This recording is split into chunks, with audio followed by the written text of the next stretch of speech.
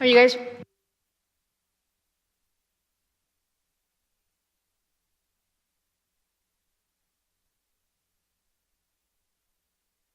Good evening. I would like to call this meeting to order. Mrs. Richards, may I have the roll call, please? Ms. Anderson, President Anderson, let the record show that all 5 board members are present. Thank you. I motion that the governing board adjourn to executive session for discussion or consideration of matters relating to school safety operations or school safety plans or programs pursuant to ARS 38-431.03A8. Second. Ooh, we'll get that one. Anna, seconded. All those in favor? Aye. Aye. Motion carries 5-0.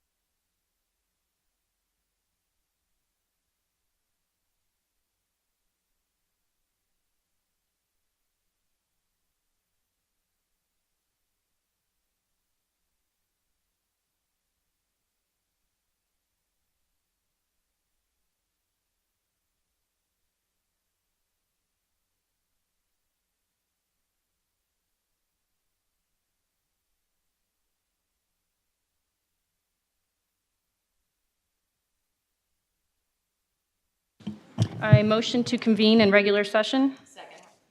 Amanda seconded. All those in favor? Aye.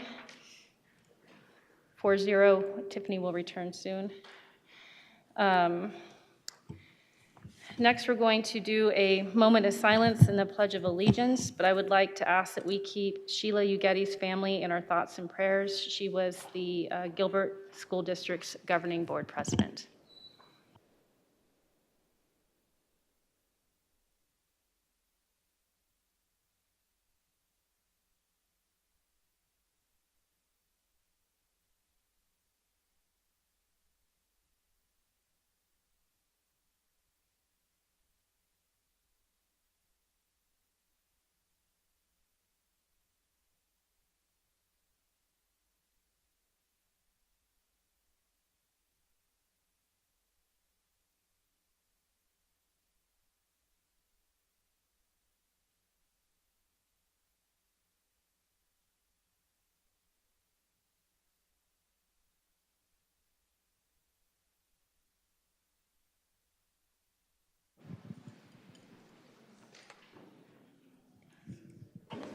Next, we have approval of the agenda. I motion to approve the agenda. Second.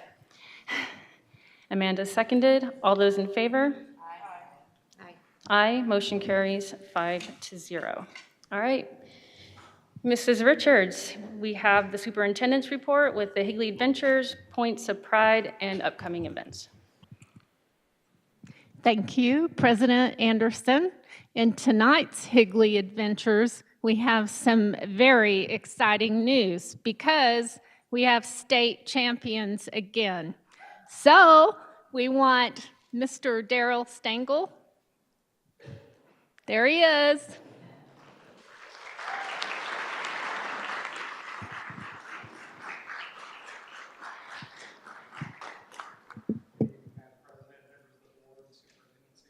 Thank you guys for inviting us here tonight to celebrate this great accomplishment of our track and field team. This was truly a team championship last spring. They scored points in every facet of the track and field events, in the sprints, in the relays, in the hurdles, in the vertical jumps, in the horizontal jumps, in the distance, and what's the other one? Throws, thank you. Okay, so in order to capture the 2024 Division II state championship, so I present to you the 2024 Division II state champion Williamsfield Blackhawks.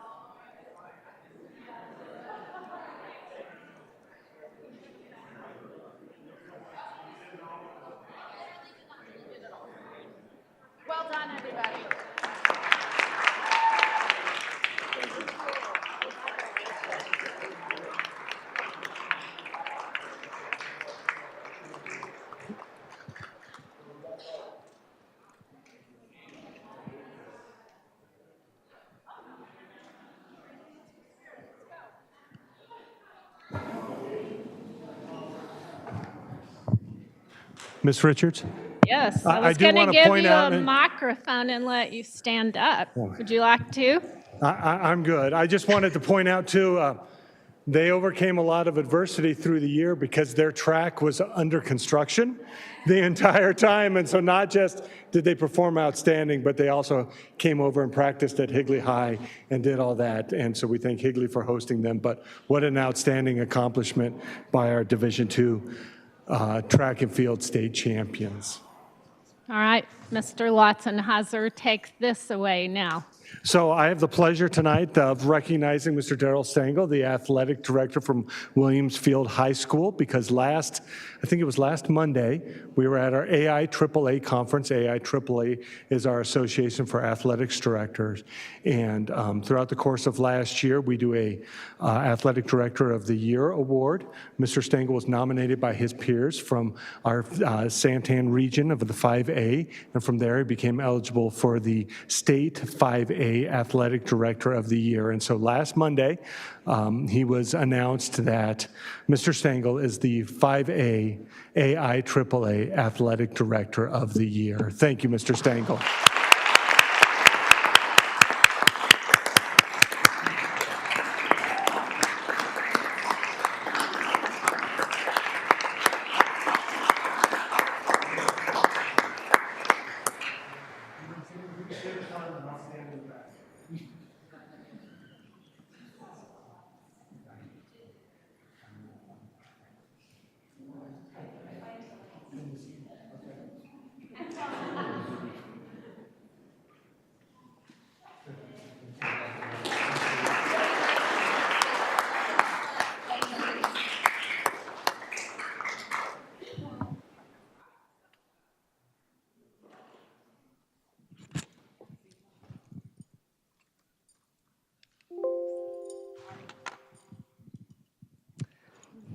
All right, President Anderson, members of the board, next we're ready for points of pride. I want to introduce Katie Harris, principal from Gateway Point, along with Angie Walker, assistant principal.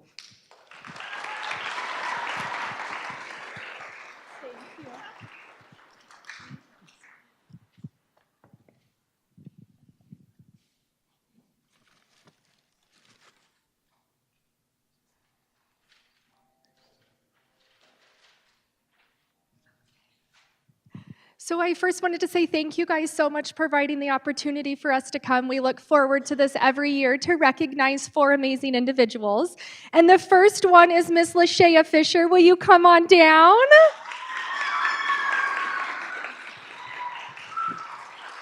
I'll give you a hug.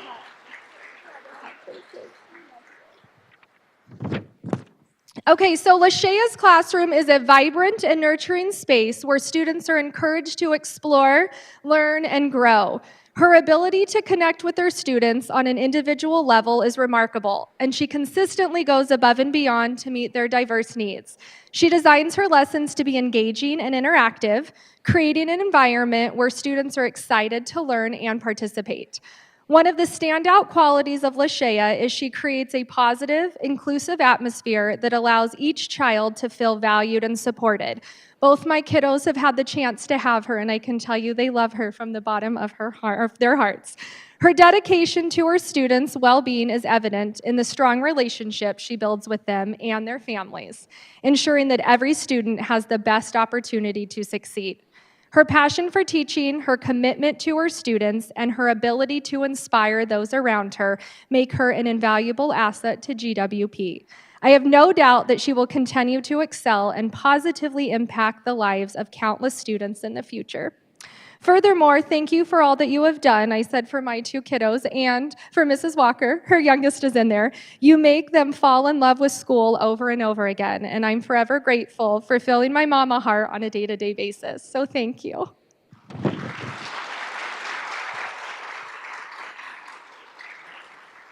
And you have some special people in the audience. Would you like to recognize them? I brought my boyfriend, Zach, and my team and my other coworkers, so thank you for coming. And some of my students, thank you for coming. And then you get to stay over here. Thank you. All right, next we get to recognize our amazing student. Can I please have Benson Zimmerman come on down? Here you go, buddy. And you're going to stand right here. Yes, we're so excited. All right, Benson is a 6th grader at Gateway Point, and he is a remarkable young man whose kindness, determination, and positive spirit have made a lasting impact on our school community. Benson is the student that every teacher hopes to have in their classroom. He approaches his studies with unwavering perseverance and a very strong work ethic.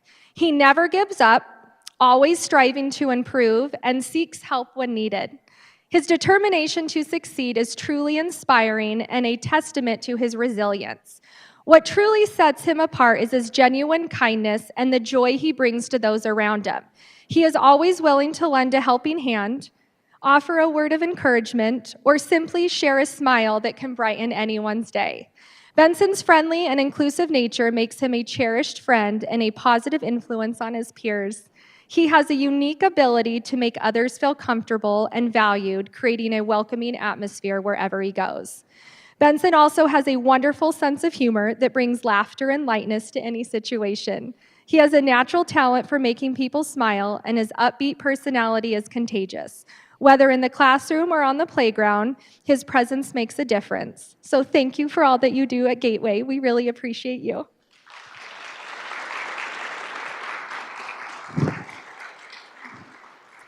And you have some special people in the audience. Do you want to recognize them? Who's here? I have my mom, my little sister, and my little sister's friend with me today.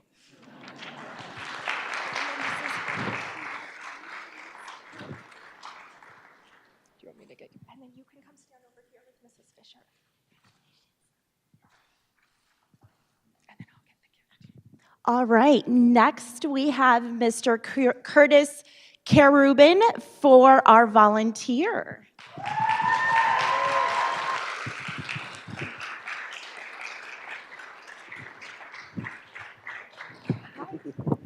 All right, Mr. Curtis is a dedicated parent, PTO president, and substitute teacher here at Gateway Point. Curtis has made significant contributions to our school community, demonstrating exceptional leadership, commitment, and a genuine passion for education.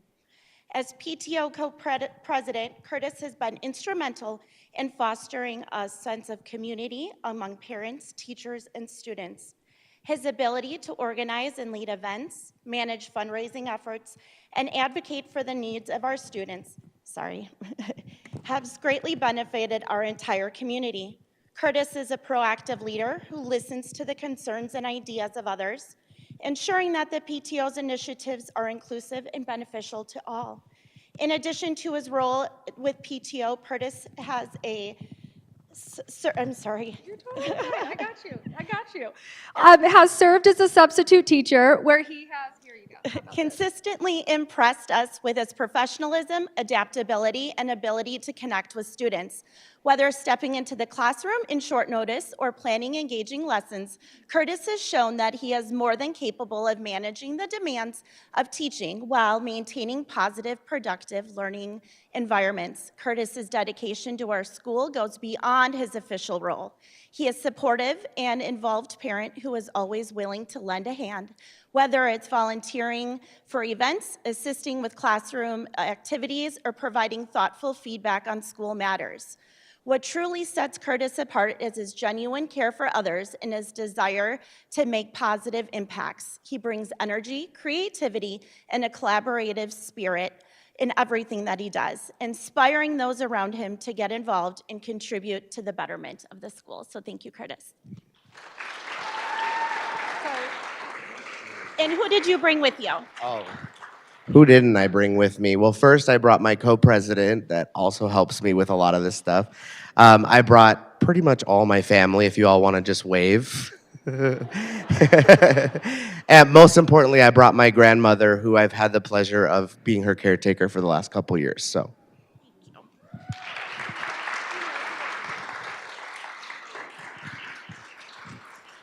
Okay, and next we have Ms. Nicole Potter. She is our classified Points of Pride this year.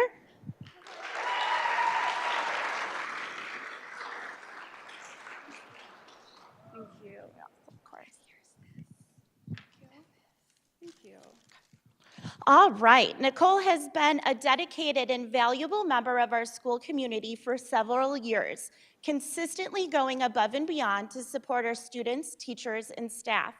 Nicole's commitment to her school role as a paraeducator is evident in everything she does.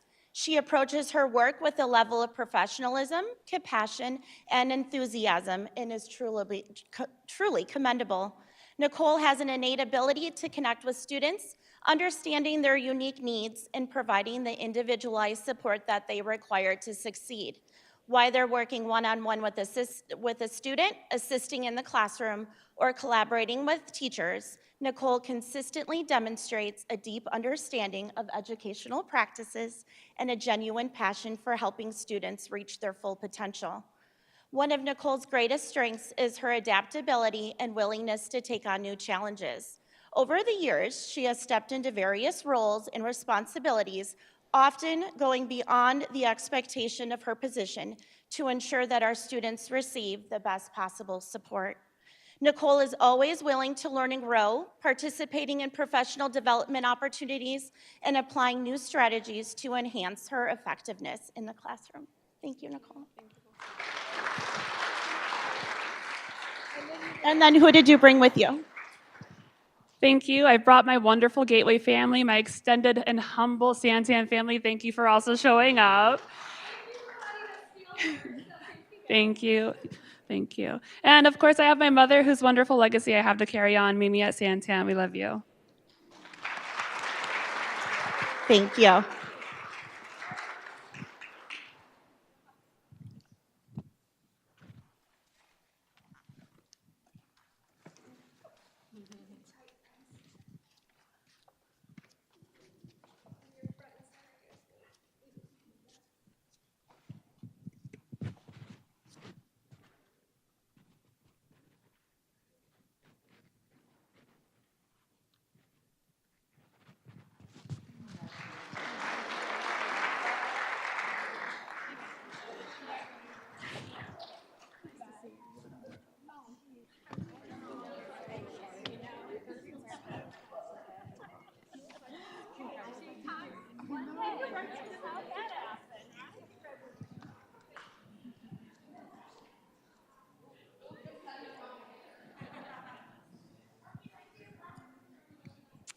So thank you, Gateway Elementary. We celebrate with all of you. What an amazing group of individuals. All right, next, SanTan Elementary. Principal Ray Mercado, Assistant Principal Lindsay Reeves. And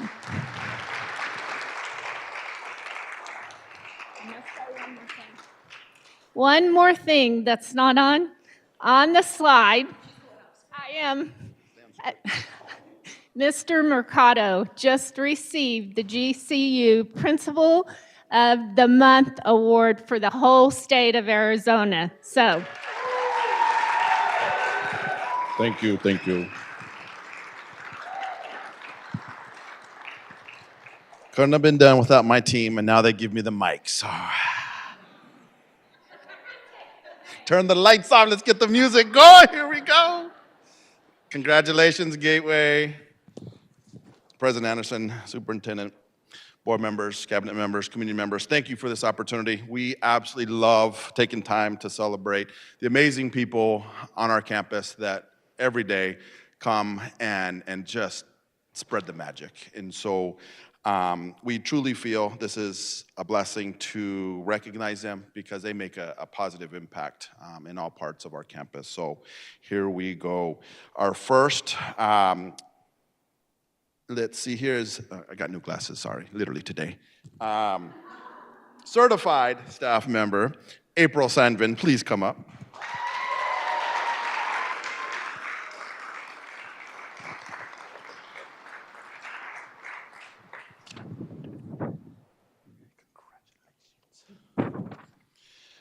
Ms. Sanvin is a dedicated and passionate educator at SanTan. She consistently challenges herself to provide engaging experiences inside and outside the classroom. She develops positive connections with students, staff, and parents. She contributes tremendously to our DLI program and overall our school culture.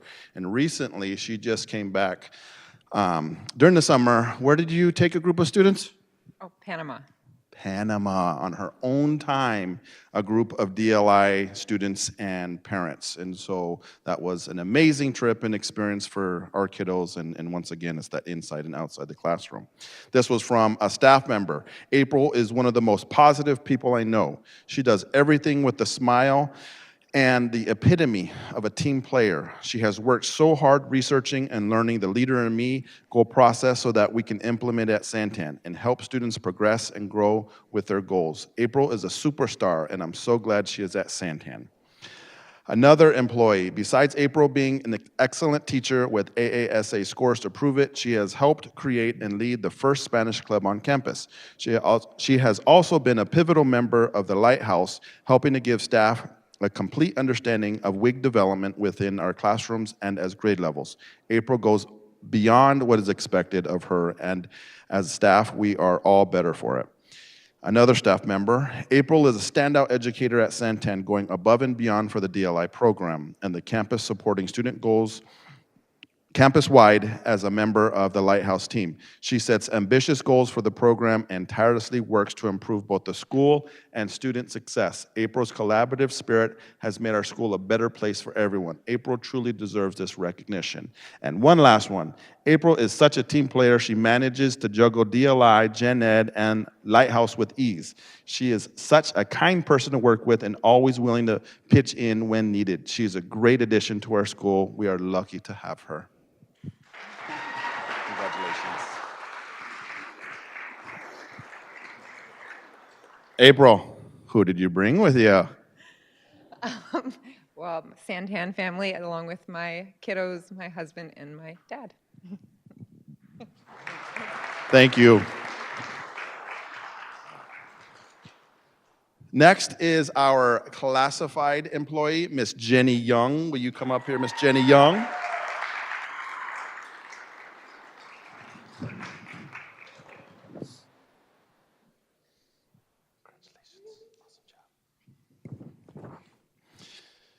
Ms. Young is a positive addition to our resource team. She has high standards of students she works with daily. She provides support and motivation to students on a minute-to-minute basis. I believe Mrs. Young has a positive impact on our campus. A staff member wrote, Jenny is an incredible paraprofessional who works not only amazing with students, but with the teachers that she works with. She has a way of connecting with students that encourages them to believe in themselves and push themselves to reach their potential. Jenny is always helping out other staff members in their classrooms and is always somewhere and someone that people can count on our campus. She wants to see all kids succeed and always does what is best and the good for SanTan.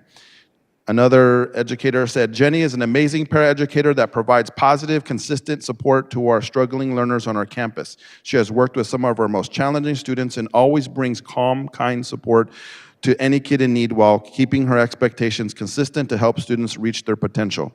On top of helping all the students, Jenny also works tirelessly to support our teachers with anything that they need to be successful as well. SanTan is so lucky to have an amazing person like Jenny on campus. And last person said, Jenny is such a pleasure to work with. She is positive, dedicated, and helpful to students and staff. She is willing to jump in and help as needed. She has great relationships with the students she works with, offering help and support, but also challenge them as needed. Congratulations. Thank you. And who did you bring with you? I have here my husband, my son Ethan, and of course, my SanTan family. Thank you. Awesome. Congratulations. Thank you.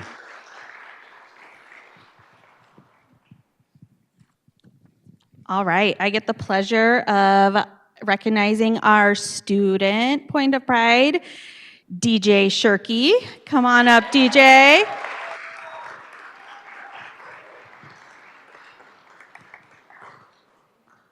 So DJ is such a positive leader at SanTan. He's kind, he's caring, positive, compassionate to staff and students, and it has just been an amazing journey to watch him from a kindergartner to now a 6th grader. You are a true leader at SanTan, DJ, and you had some really nice people saying great things about you.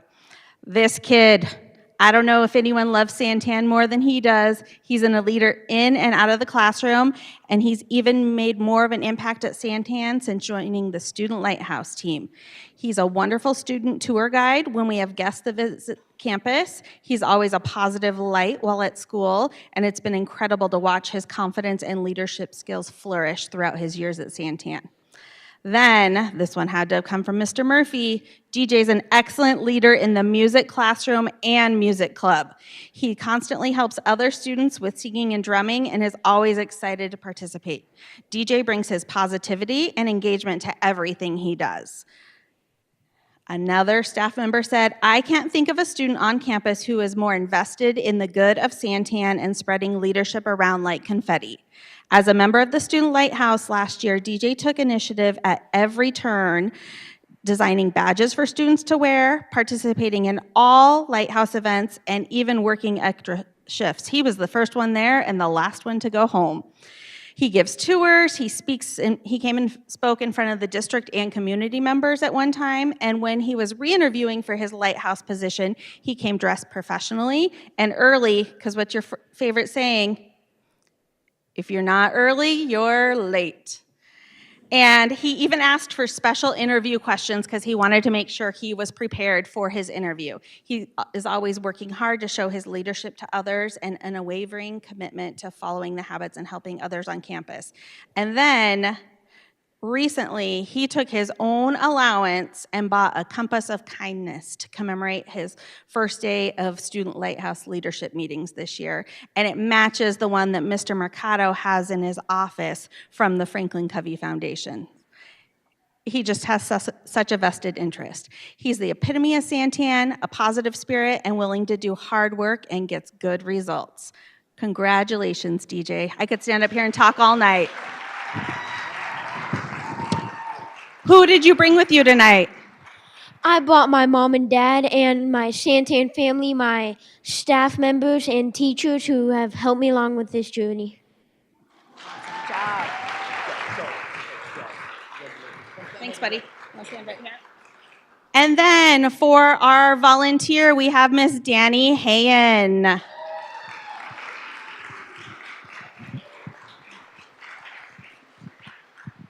When we need something done at SanTan, the first person we typically call is Danny. She has come back to SanTan as a long-term sub a couple years ago, and then again most recently this week. So we keep her very busy, and when we don't have her in a sub position, she can be found many days in the library. Last year, she helped out in the library. She helped Miss Baker complete the monumental task of sorting through the books, inventorying. She helped add new books to the library. She's the first one that she calls to sub because she knows the library so well. And we are just so grateful for the amount of caring she has for our students, the high expectations she has, and how she's always willing to support. In addition to subbing and volunteering in the library, she spends countless hours volunteering in our robotics program. I know personally as a mom, she was the parent coach or supervisor for my child's team many Saturdays last year, and I loved that because it gave me the opportunity to just be a mom. And so she volunteers, she does goodie bags, she makes sure they know what they need to be, and we just appreciate all the positive difference that Danny makes on our campus. Who'd you bring with you? I brought my husband Brent and my daughters Clara and Lily. Thank you. I guess I have to give the mic away.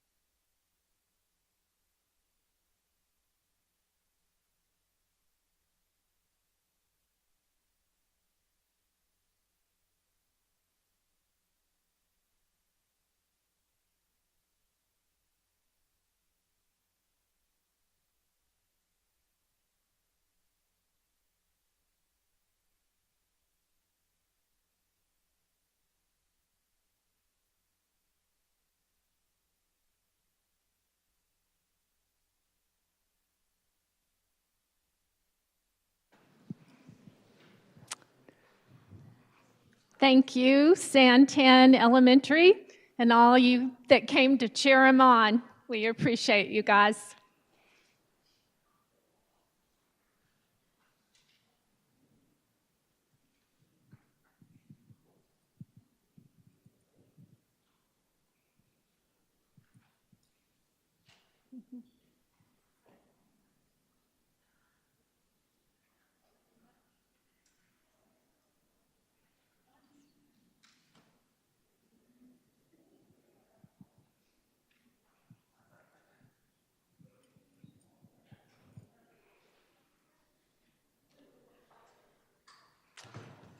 Okay, President Anderson, are you ready for upcoming events? Absolutely. I don't think anybody's paying attention, but fall break is around the corner. Oh, yes, I hear a few woohoos. All the cheerers just left. That's from September 30th through October 11th. We have a board business and work study meeting here Wednesday, October 15th. And the Wednesday is, that's okay. We'll correct it. I just was checking myself. Okay, correction. Tuesday, October 15th at 6 p.m. We have a great school visit planned to Cortina Elementary on Thursday, October 24th. And Governing Board, we'll look for you there. That's it for events. Thank you, Ms. Richards. Next, we have the request to speak. Can you please go ahead and play the video for us?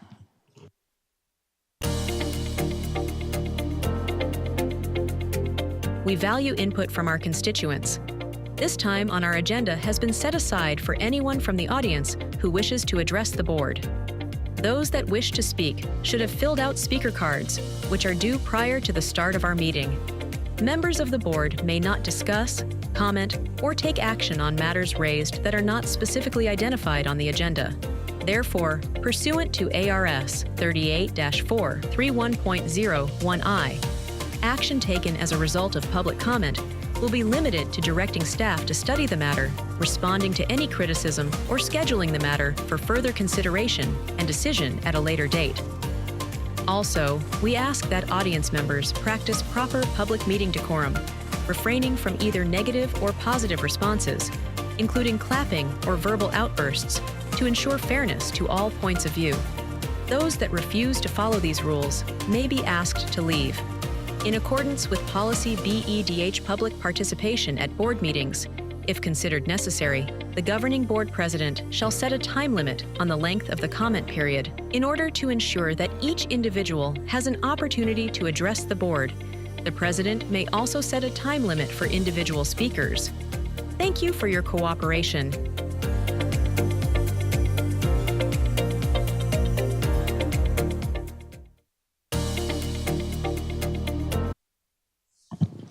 All right. We will have the standard 3-minute time to address the board. First up, we have Kathleen Richards.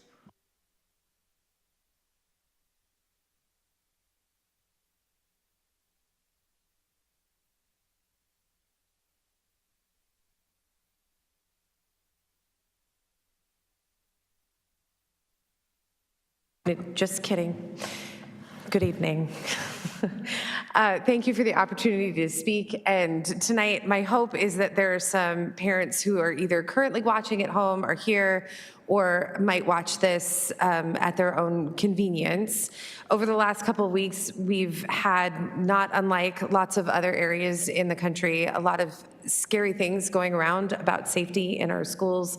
I know that there was an executive session that dealt with this as well.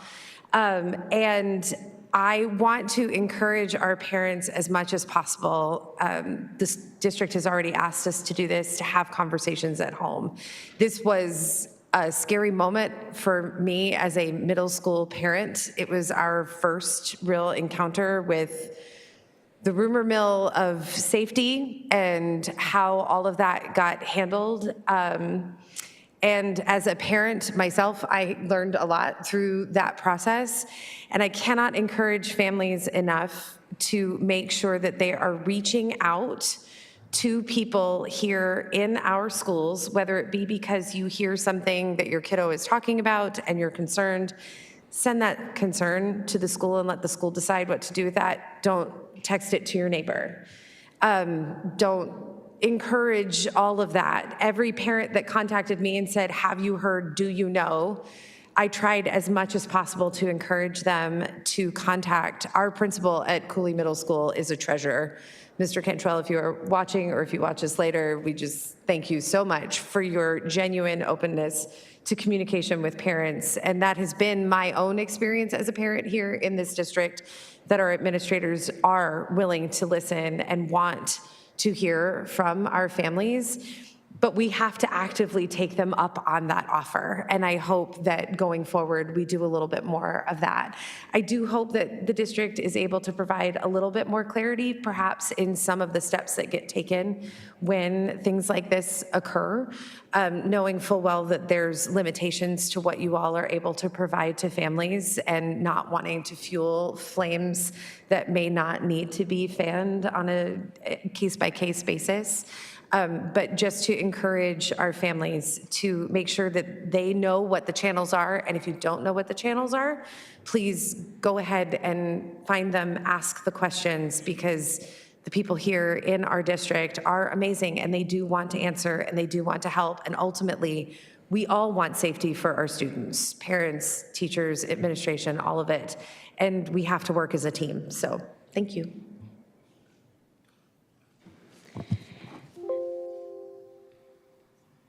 Next, we have Jessica D'Ambrosio.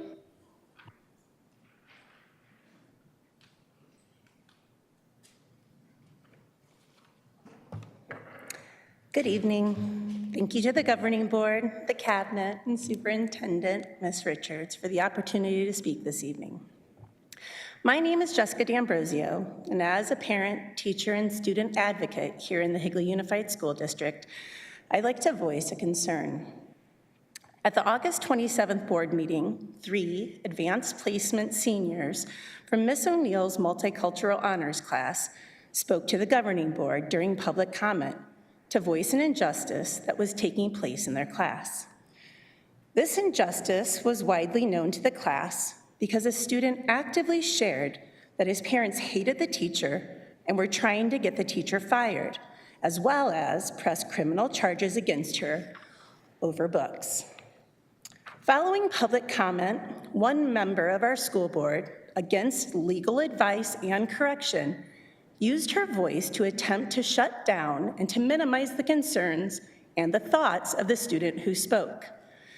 These very students are the same students who she should be advocating for and thanking for their insights. When this board member called them teenagers, not adults, was she trying to minimize their value? When she went on to say, coaching is having students show up to a board meeting to act like activists on behalf of a teacher, and I find it inappropriate. Was she trying to imply that our students don't have their own thoughts about the world around them? As a teacher in the Higley Unified School District, I have a deep sense of pride in the work that I do, the students and families I serve, the teachers I work with, and the administrators I work for. Higley Unified School District has a set of core values that are evidenced throughout the district. We value our students, we value our families, we value their ideas, their voices, and all of their potential. I want to say thank you to the board members who do the same, who listen, who support, and who encourage. To the candidates running this November for the 3 open positions on our school board, I want to encourage you. If elected, please Point of remember order. how There's no much we electioneering. value our I'm sorry. students here in Higley. Please remember, if they ever take the time to write a speech, to stand before you and to share their truth, please just listen. Thank you.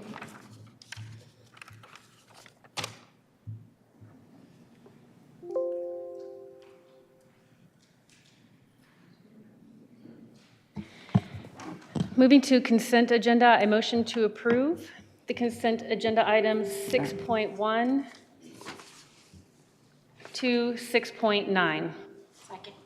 Tiffany seconded. All those in favor? Aye. Aye. Motion carries 5-0.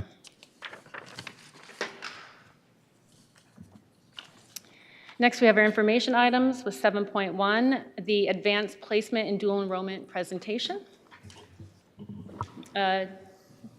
Lastenheiser, what do you have for us? All right, President Anderson, members of the board, thank you for allowing me to present tonight on some options that we have for our students in terms of college and career readiness. And what I'd like to do is highlight for you the outstanding work by our students. It's kind of hard to see with all the, it does. Do you want me, I'll go up there? Okay, I'll go up there. I would hate to be hidden.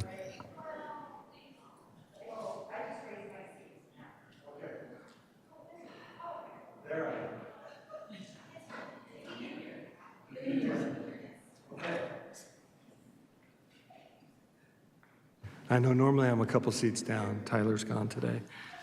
So here we go. So we're going to talk about advanced placement and dual enrollment tonight. All right.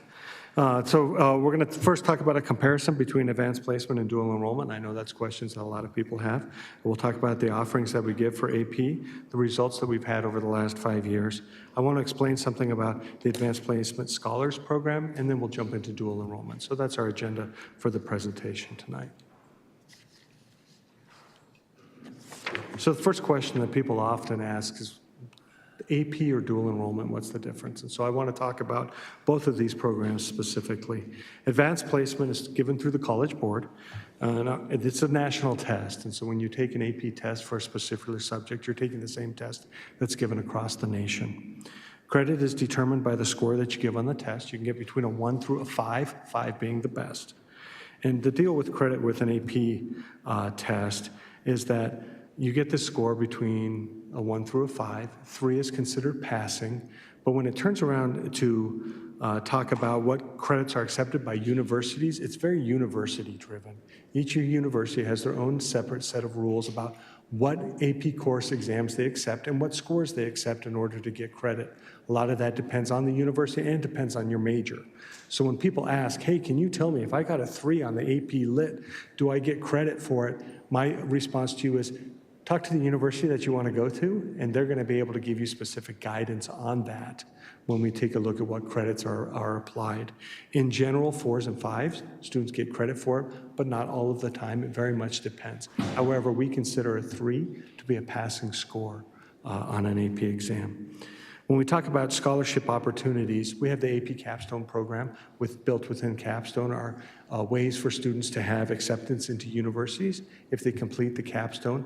Additionally, through the AP Scholars program, it's a great way to highlight and set yourself apart when you're applying for scholarships, and that's what the AP programs allow for it. People ask, what do teachers have to do to be able to teach an AP course? To be able to teach an AP course, you have to be certified in that subject area, and then we send you to an AP Institute in order to be able to teach that course. The AP Institutes are typically a week long. It's a very intense week of learning curriculum, learning how to prepare kids for this college level test. And when you think about a high stakes exam, you take it once. And you actually take it at the same time everybody else in the country takes it on a specific day at a specific time. There is a lot of pressure to do that and to be able to perform on that exam. And so that's kind of what AP is in a nutshell. When we look in terms of cost, AP tests for us, we charge $99 per test. And so that's a little bit about AP.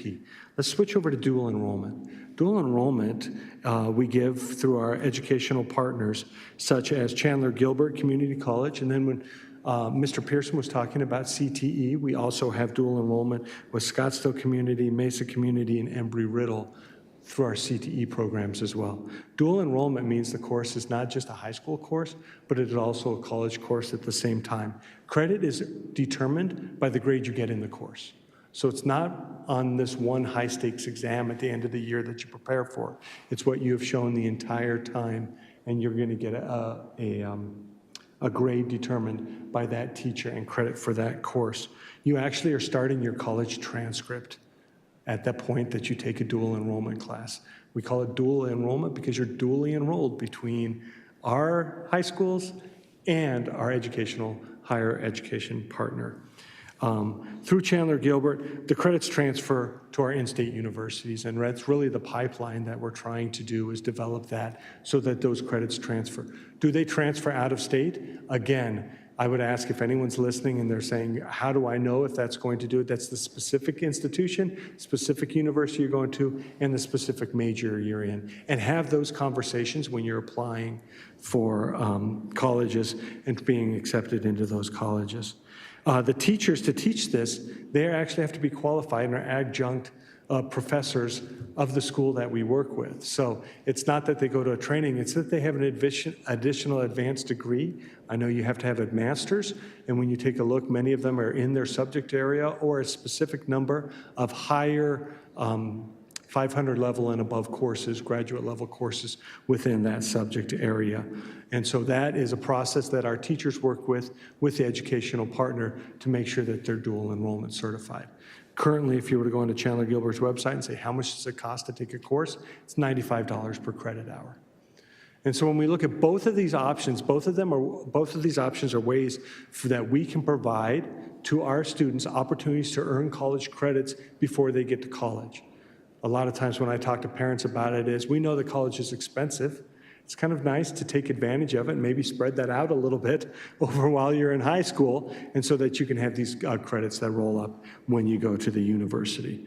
And so when we look at AP or dual enrollment, really it's a choice that's going to be between that parent and that student when they want to, whether they want to do some classes within AP, and then we offer even more classes within dual enrollment. So before I jump ahead, what questions do you have here? President Anderson, I don't have a question, but this is one of my favorite subjects. Yes, it is. We know that. It is one of my favorite subjects. We have such an offering, and I know you're going to get into more of the courses, but our students truly do have the ability to earn their associate's degrees from Chandler Gilbert Community College before they graduate high school. I think there is one class that's required for an associate's degree that we do not offer, and that's the public speaking. And I know that they've been talking about it and working on it, but our kids literally can graduate from college, from a 2-year college before high school. Yeah, that's fantastic. For what I would encourage parents, if you can afford it, do it. Your kid's sitting through the class and the material anyway. I mean, it's the dual enrollment. A lot of our classes are dual AP, so they have the option to kind of double down there.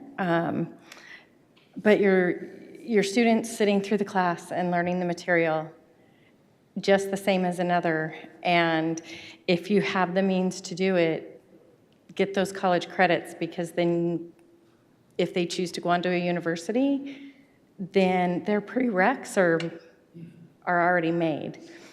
What I found, and again, yes, check with out-of-state universities, but what I found when we were looking at universities was if the out-of-state university has a partnership with a community college in their area, and they do also do dual enrollment, then they're more apt to take them.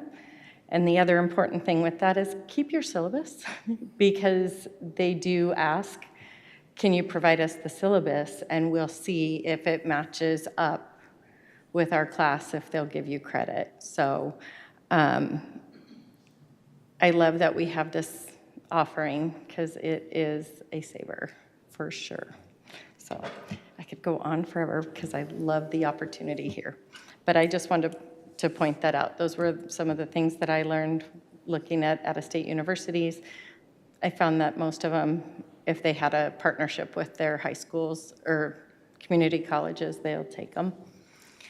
And yes, AP, you may not get a credit for a a dual enrollment class, but if you scored a certain score on AP, they may take that as well. So if you have the ability, you can double down. And you can also get financial aid even for dual enrollment through the Gilbert Community College. Thank you, Board Member Reese, and you stole my thunder, so we can just, and I think when we talk about opportunities and limitless opportunities that we want to provide here within the Higley Unified School District, this is just one example of them. So if you take a look at the AP exams that offered, and then we proctored last year, we had 26 different offerings for our students, and that's just a phenomenal thing. And obviously you can take a look at the list. I won't read it to you, but when you take the list, it spans so many different subject areas that we can have an AP course in.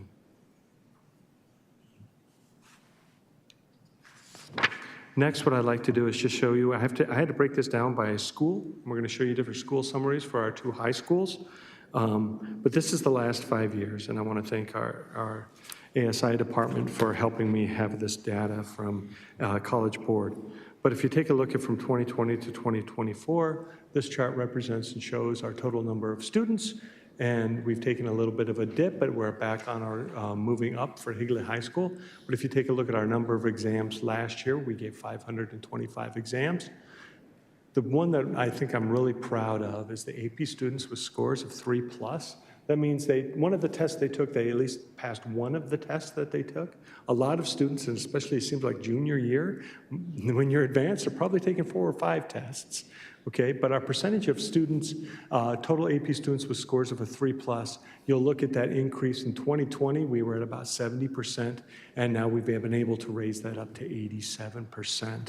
And so this next slide just kind of highlights that in a graph form, and I think you can see that growth. And while we might have given a few less tests, we are seeing much more success from our students while we are doing that. So that was Higley High's data. If we take a look at Williams Field over the same amount of time, if you take a look at Williams Field over that same amount of time from 2020 to 2024, you can easily see the comparisons on that. We gave 251 students. We gave a total of 403 exams.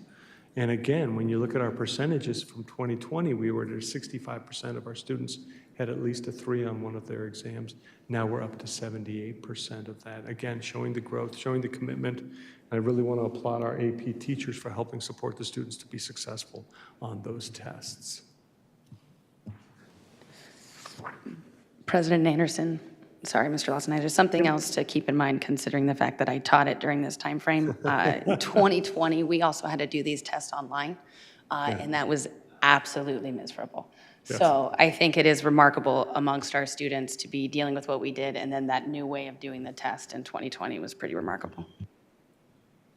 I was trying to block 2020 out, but I guess, yes, I can remember some of those challenges we faced at that time. And so again, this was Williams Field. And so I want to talk to you a little bit about an award for students who really try to achieve through AP. And so this is the AP Scholar Awards program. I'll let you go ahead and read as I explain it to you. If you received a score of 3 or higher on 3 or more AP exams, you're considered an AP Scholar.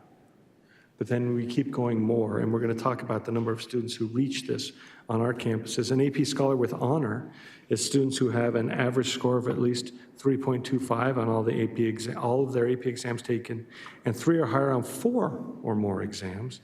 And then if you want to be an AP Scholar of distinction, they have to average at least a 3.5 on all of their exams and get a score of 3 or higher on 5 exams. And so this is phenomenal. Think about it. There's 5 different exams that's taken over their high school career, and they've scored at least a 3 on all of this AP Scholar with distinction.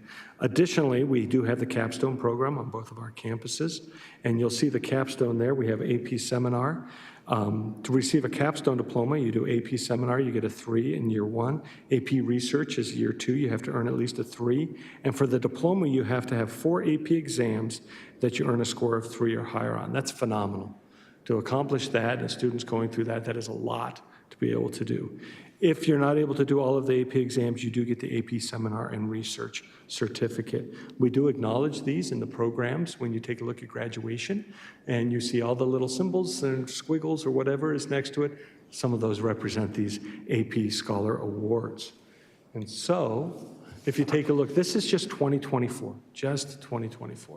And these are our students and how they performed and how many students scored these. And so when you take a look at that, you know, we have Higley High in blue, Williams Field in red, and you can see the number of students that we did with the awards, 116 awards at Higley High, 75 at Williams Field. These students need to be commended. This is an outstanding accomplishment. This is very, very rigorous material, and they're preparing for these high stakes exams, and they, along with their parent support and the teacher support, are really able to show that they've learned that curriculum. And so congratulations to all of our students who award these AP Scholar Awards. They've earned it. This is a big earn. And I know, you know, from personal experience of having our students, and I think a lot of us in here as parents have had students that have taken these courses. They know how challenging they are. And just congratulations to the success of our students and to the support of our teachers through this program. So that's going to finish up what we're going to talk about with AP. For dual enrollment, I'm blown away at all the opportunities we have. And so for this slideshow, as I was talking to Mr. Berkshire, like, what's the best way that we can do that? Yeah, we could have a summary sheet, but I wanted to list for you all the different courses that we offer for dual enrollment and the number of students at each high school. And we're going to go, after a couple slides, we're going to see this grand total at the end, and you guys are going to be really impressed. You'll notice that not every school has the same dual enrollment as the other. A lot of that depends on the teacher. And when we can find dual enrollment certified teachers who are able to teach it, sometimes we can't, so then we don't have that opportunity available. And we do the best that we can with the teachers who have been willing to go and above and beyond to get this certification and be able to provide these opportunities. And sometimes someone leaves and we don't have anyone to replace them. And that's just the reality of what we do. But we do offer so many opportunities for our parents. You'll notice on this first page, all of these ones that are listed as AP. And so these are the courses like Board Member Reese talked about, where students have a choice. They can take it for AP and prepare for that test. Well, they're going to be preparing for the test, take the exam, or they can take a dual enrollment, or they could actually do both if they wanted to cover all of their bases. That's up to that parent. Remember, these are opt-in courses, where students have the opportunity and parents have the opportunity to take them. They're not required courses. We do have an on-level curriculum that would meet their needs as they're going through. But if we wanted the opportunities for the college credits, these are the opt-in courses. And so you'll take a look. What impresses me so much, and I know you guys were impressed at our CTE presentation by Mr. Pearson, I think it was last month. It seems like a long time ago. But all the different opportunities that our CTE programs, so we're talking about our career-ready programs, are also providing college-ready in order to be able to help them, because it could be going directly to the workforce or it could be going to higher education at the same time, but they're providing those opportunities. And again, I want to thank those teachers for getting the certifications necessary to be able to offer this. So once again, you take a look, a lot of our different ones, you'll see our honors courses come in there. There's a generalization that says, hey, if you take an AP or dual enrollment credit, it's automatically a weighted. That's not necessarily true. Most of them are weighted GPAs, but not all of them are weighted GPAs.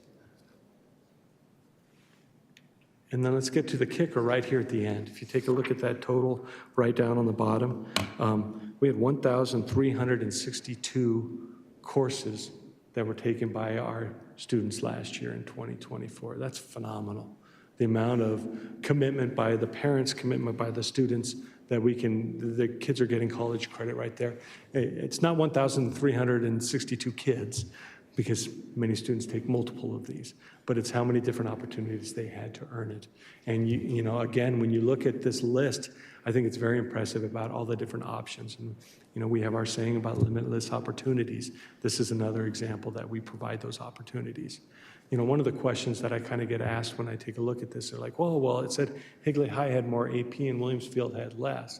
And then you take a look at Higley High's dual enrollment in Williamsfield, and it's about the exact same when you add up those together. And so I think that's really neat opportunities for the kids at both schools to be able to earn this college credit. So it's just a short summary. We wanted to come back to you and highlight the programs that we think were really challenging our students from an academic standpoint. Give kudos to the students, because it's tough. Give kudos to the teachers for help preparing them. So With that, I'd like to say thank you, and if there are any more questions, I'd be happy to answer those for you.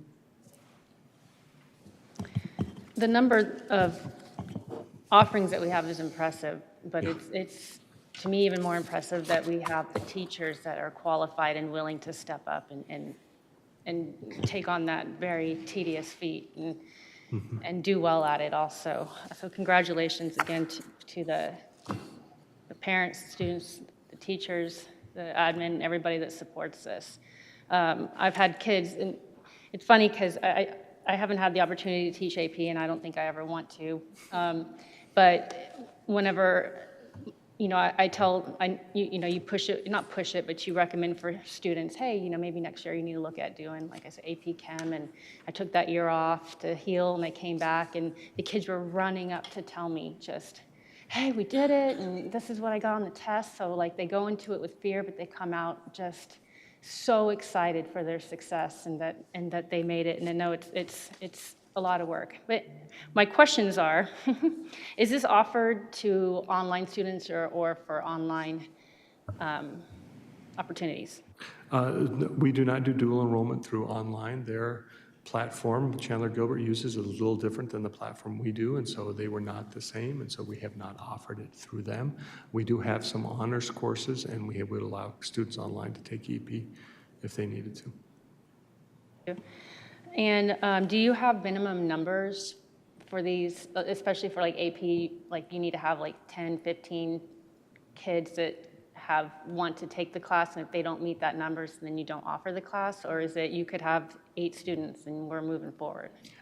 Sometimes with some of the very higher level ones, we do allow smaller class sizes in it because we do know that it is an opportunity for the students who have pushed themselves ahead. I think when we get down to the really small numbers, those are always conversations that our principals are having to see what we can do. And that's just a reality of where the enrollment goes, but typically we're able to make our courses. Perfect. That's all. Thank you so much. Thank you, everyone.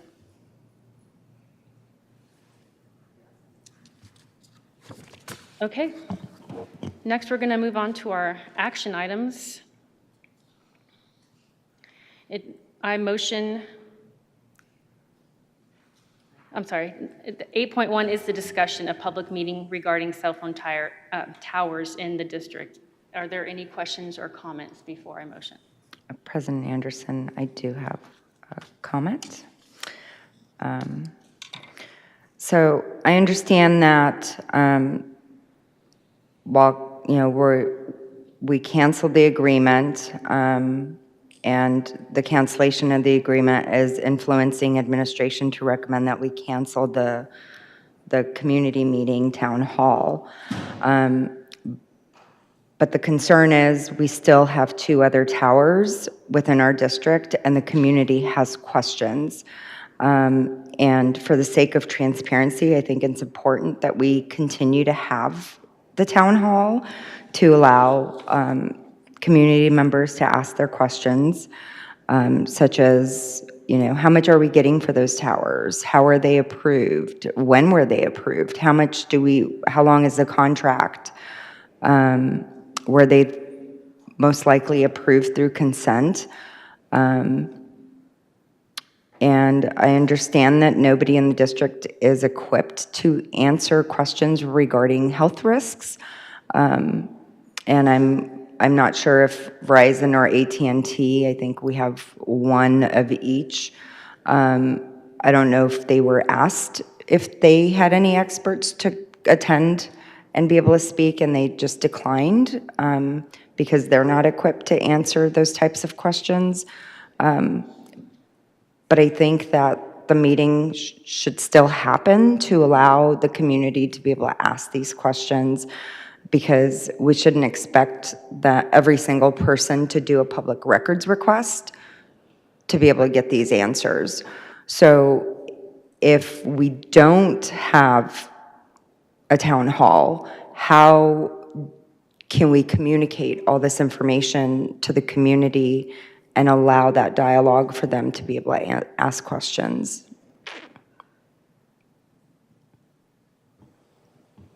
Anybody? Ms. Richards, do you have a response for that? administration's questions centered around who would facilitate this discussion and what the ultimate goal was. We, of course, will follow the direction of the board and what you guys tell us, but based on the fact that that Verizon agreement for the Sossaman campus was canceled, then we weren't sure where to go with this. So I don't know what a discussion looks like. Maybe our attorney can weigh in, but I hope my questions make sense, like who facilitates and what's the ultimate goal of the discussion. Madam President, members of the governing board, so the item before you is whether the board wants to schedule a town hall or really just another public meeting at which you could accept public input regarding the cell phone towers on your campuses. You all are eligible to accept public input at any time, and certainly there has been, at least at one board meeting that I attended, public input on this process. So the question is really whether the board feels that a special study session, so to speak, is warranted on this issue. President Anderson, Superintendent Richards, is it possible, like as a parent, should I have some questions about the current towers to ask them? Like I know, for example, the parent that we have that has, reached out and those types of things. I know that like Tyler has talked with this parent and that type of scenario. I guess so my question is, considering the fact that we are not moving forward with the new one, any questions referencing the old one that we are capable of answering, or we can refer them to either T-Mobile or AT&T, whoever has the tower kind of deal. Is that not possible to do, and are we not already doing that for the things we currently have? Board Member Wade, I know one individual asked for specific information, which I believe we're in the process of collecting. And I respect the statement of not everybody wants to put in a public records request, but we do try to answer questions when we receive them. So, President Anderson, my concern is how do we share that information publicly so that we're not getting multiple public records requests for the same thing, and then we leave it up to that individual to then share the information on social media, and we know how that goes. So if we can maybe figure out how to be able to share this information so that whether it's on the website or, putting out a statement with all these questions being answered. I mean, we could have further dialogue on how we see this happening. And I don't know if we'll figure that out tonight, considering Tyler's not here and he has pretty much most of the information. But aside from that, my biggest concern going forward is ensuring things like this never get put into consent again, and that we consider, I don't know what 5 years from now looks like, or 10 years from now, that there might, Verizon might come back and be like, okay, we want a tower again. So at that time, that we consider having public input instead of putting it in consent. But again, these are many questions that people have, and how do we answer these going forward? Would it be detrimental? Would it be okay? Would it be comfortable to the district to put it on the website? Is that something that you feel like would be a good source? Because I think that would be better than trying to hold multiple meetings and maybe only having a couple people show up, and that information is readily available. President Anderson, I'm going to ask the attorney and make sure I'm not getting off the agenda topic as this asks for a public meeting. So, Madam President, Ms. Richards, your concern is well-founded. This is an action item as to whether or not the board wants to schedule a town hall. It's not an action item where you could instruct the superintendent about how to communicate, but certainly she has heard your concerns. Okay, so we're just going to vote tonight on public meeting, town hall, yes or no? All right, are there any other comments or questions we'd like to add towards this item? President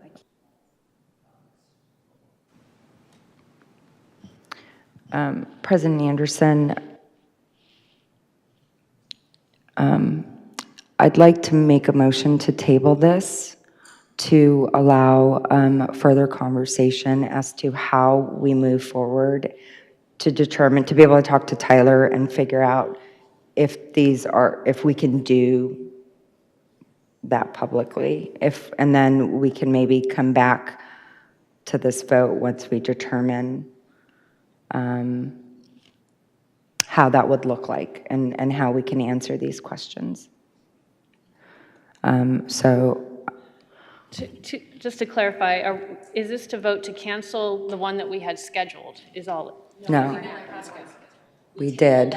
We voted to have. Okay, I'm reading the motion up on here, and it says a motion that the governing board cancel the scheduling of a community meeting regarding cell towers. It's what was provided to me, so that's not what we are moving forward with. It's just any meeting over this topic. Is that correct? Madam President, I believe Ms. Van Hook has made a motion to table, so we should see if there's a second on the motion to table and vote on that, and then if that votes, depending on the outcome of that vote, we can discuss what this proposed recommendation is.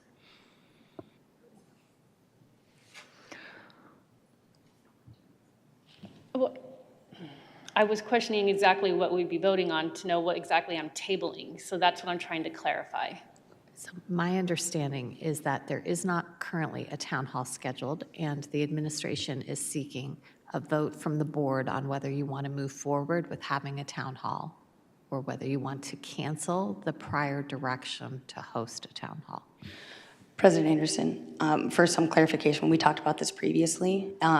We had talked about doing a community meeting when we were there. We tabled that agenda item, which was the specific cell phones, and then last month we canceled that agreement, which is why the original meeting never happened, because the table superseded that. And so that's where we are at the last meeting when we canceled the agreement. The reason this got put on the agenda was whether or not we still hold the meeting, because we had at least an individual who was emailing that they desire to still discuss it, and so that's why that's here.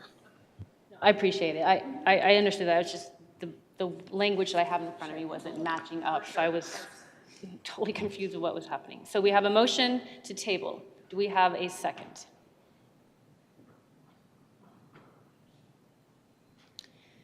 Okay, so motion fails. I motion. See, this is, so there is no canceling. Okay. I understand. Okay. No,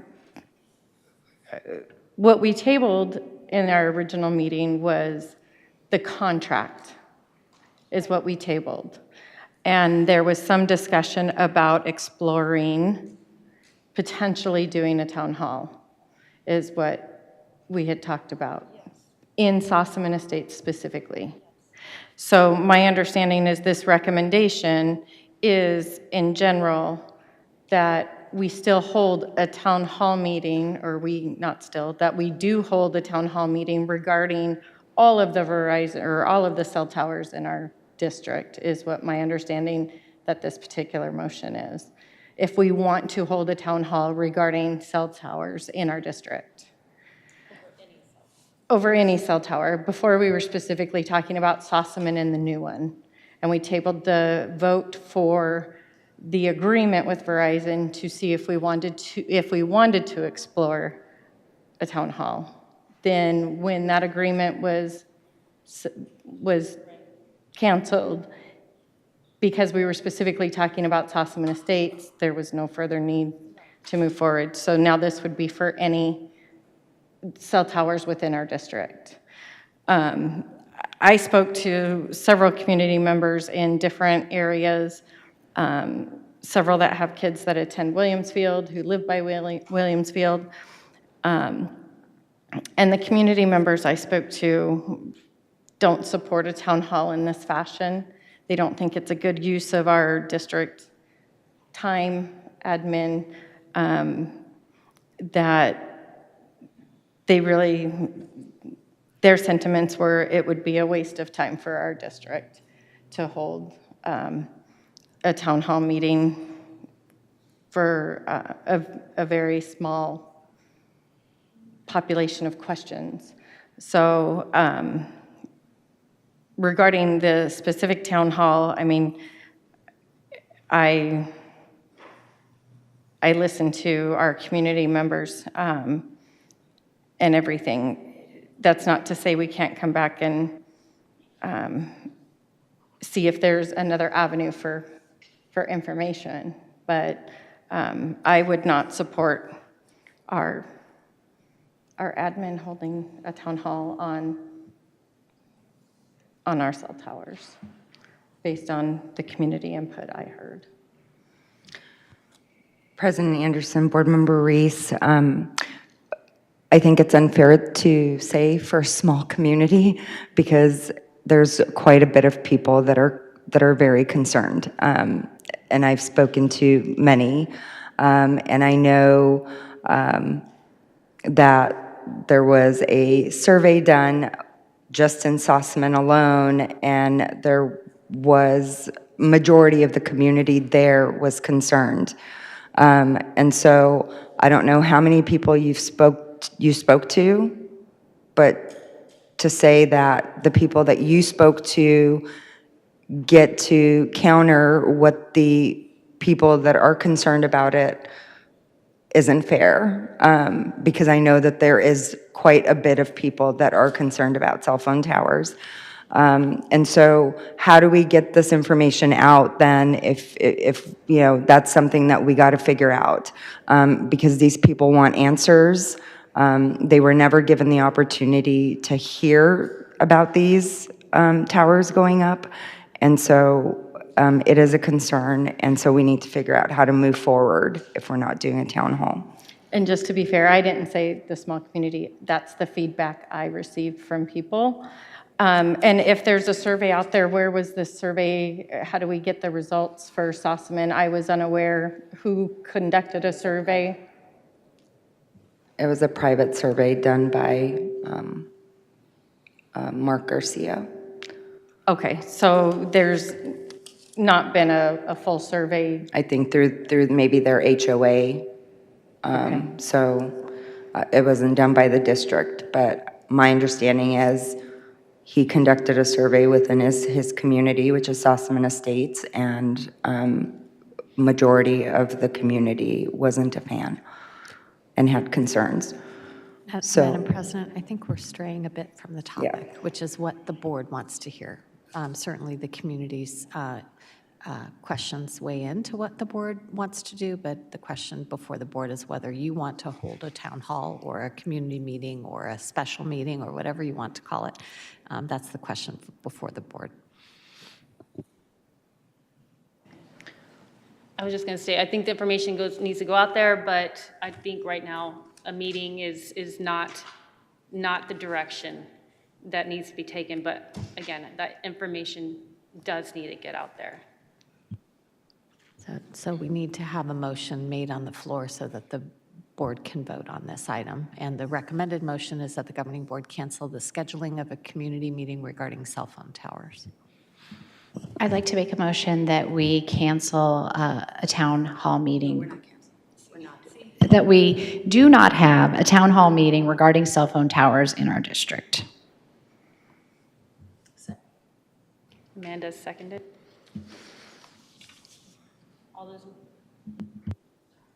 All those in favor? Aye. Aye. All those opposed? Nay. President Anderson? Yes.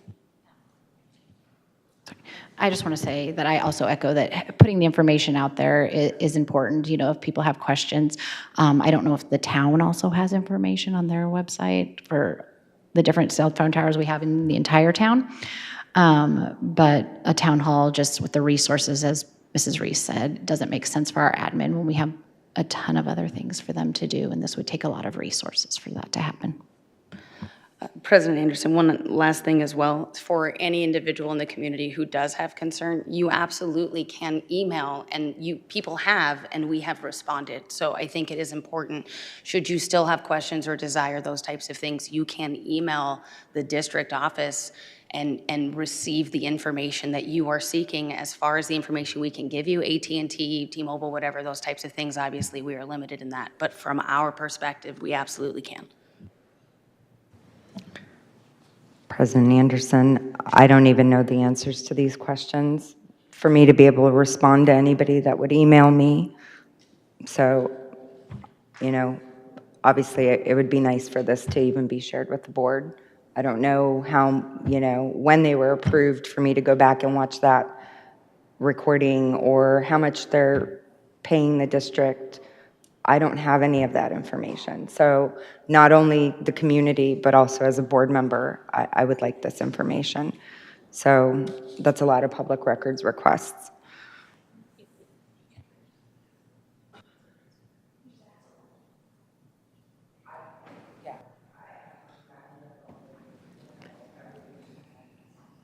Everybody should have these answers. So, Okay. moving forward. All right, motion carries 4-1. With moving on to 8.2, fiscal year 2025 classroom site fund plan. Are there any questions or comments before we move on? President Anderson, I had asked, so with the classroom site fund for the 6/5, this typically, and part of the answer generally, it's 6/5 are related to classroom teachers.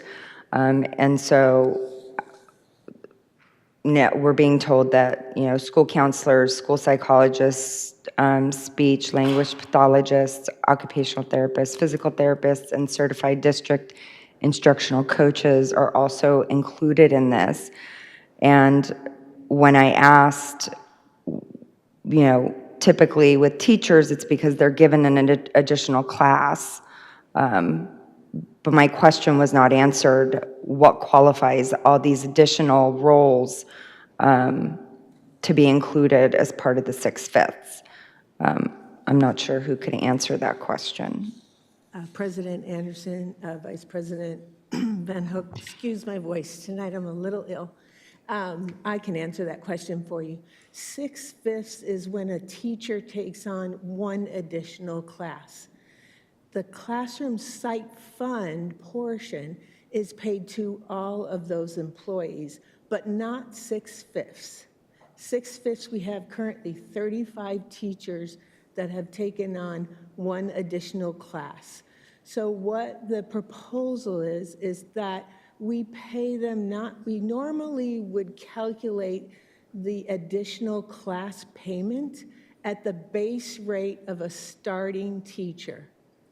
What they asked for was if we could include that $8,110, 1/5 of that could be included for those teachers that are taking on that additional class.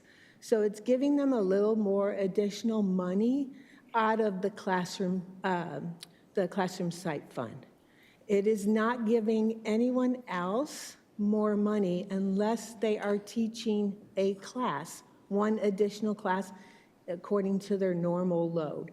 So that's why it's called 6/5. The only people in our district that are getting that currently are teachers teaching one additional class. None of those other people listed, they're getting the classroom site fund at the $8,110, but no additional dollars beyond that. Okay. Does that help? Yes, thank you. So that was my misunderstanding. So this is to vote on the 6/5 Yes. that only cover the teachers. Okay, so yeah, so the response back kind of was confusing, but okay, thank you so much. It's difficult to explain sometimes. Thank So you. I apologize for It's that. okay. President Anderson, before we vote, one thing I would like to express is gratitude for this. I know my time on the board has been short, but this shows ways in which we are making efforts to help our teachers and our staff. Teaching 6/5 is really, really hard. So the idea that we are not only doing something, and again, at base salary, if I'm a 20-year teacher, I am not getting my salary for that additional class. I'm just not. So the idea that you know, we are making efforts to do that is pretty awesome. So thank you. Okay. I motion that the governing board approve the classroom site fund performance plan as presented for fiscal year 2025. Second. Give that one to Tiffany for a second. Sorry, I have to say that loud. All those in favor? Aye. Aye. Motion carries 5-0. Now we're on to future agenda items. Is this where I could request there to be conversation or a future agenda item to talk about, if we're not going to hold a meeting for cell phone towers, the process where we can get the information to the public as they are due that information? Well, this is the point, Madam President, this is the point in time in which you could ask for a future agenda item on that topic. Yes. If you want to have an agenda Yes, item please. to discuss how you're going to communicate out the cell Yes. phone tower information, yes, you could ask for that. Everything she said.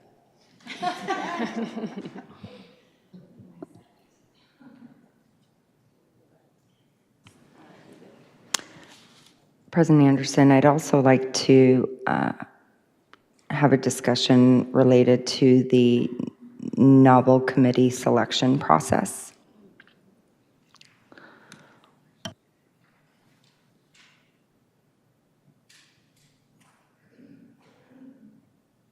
Anyone else?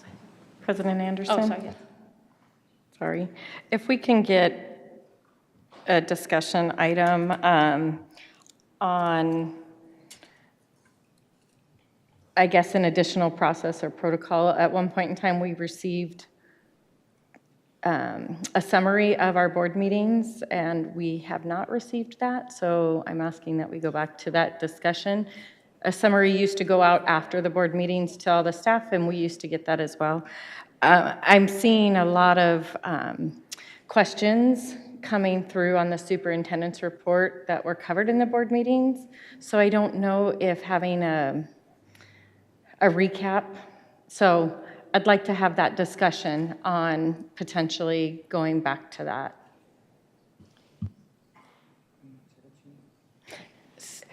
A discussion on just some follow-up process after our board meetings on how we get summaries or things like that. So how's that? Okay, anyone else? I motion that we adjourn. Tiff, I'm sorry. Anna, what? Anna. Oh, I apologize. It's okay. You were wanting me to go.